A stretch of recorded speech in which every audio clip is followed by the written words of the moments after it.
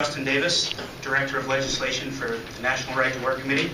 I'm extremely happy to be here this morning on behalf of the National Right to Work's nearly 123,000 voluntary members here in the Keystone State, a state which arguably a nation respectful of natural liberties and rights was truly founded.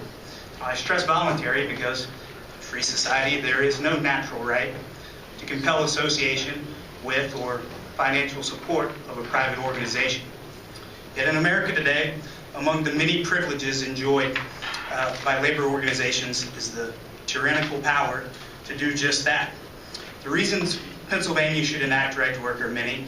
Studies consistently show that right to work laws bolster job creation, personal income growth, and the benefits of right to work legislation benefits citizens on every economic level. Of course, the greatest reason is not economic, but moral, rather. Fundamentally, right to work is an issue. The question is freedom of association, and more specifically, whether union officials should have the power to compel hardworking men and women to not only associate with them, but to financially support them as well.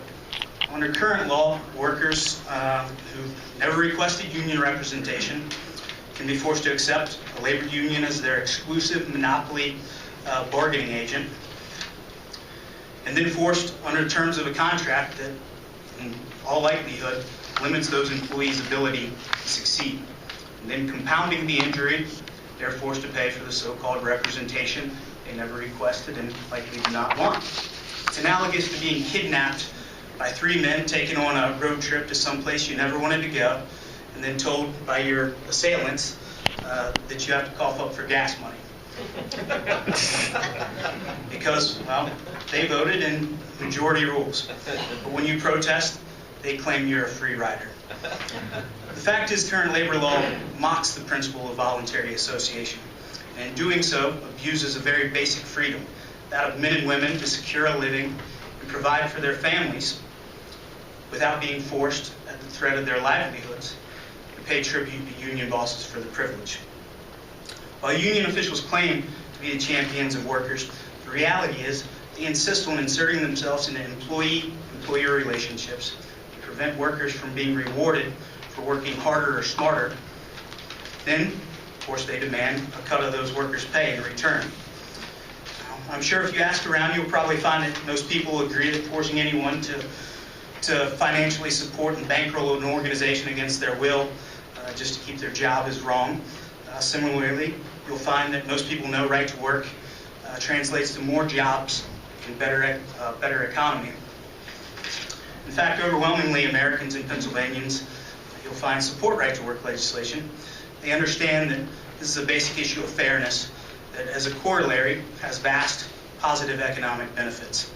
With Pennsylvania at the heart of immense new natural resources, population and employment should be exploding in this state. Yet, from 2001 to 2011, the growth in total private sector employment here in Pennsylvania was only 4.9%, compared to 12.5% in right-to-work states. As a result of that, the jobs not being here, young people have fled the state in enormous numbers to seek employment where they are, and most likely to gain that in right-to-work states. Now, even union officials, I don't think, would argue or deny that the decisions they make affect businesses, employees, and even entire communities.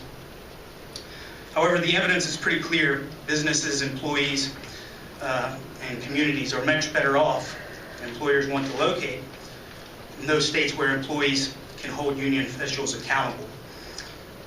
Make no mistake, the villains in this fight against compulsory unionism are in fact union officials that remain intent on standing as gatekeepers to employment, forcing hardworking people to pay for so-called representation they likely didn't want, asked for, and would probably be better off without in many cases.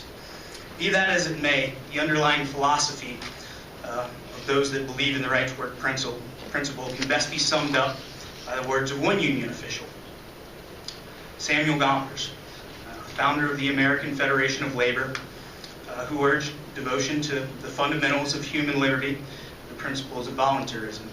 He explained, no lasting gain has ever come from compulsion. We seek force, we would tear apart that which united is invincible. More succinctly, good unions don't need compulsory unionism, and bad unions don't deserve it.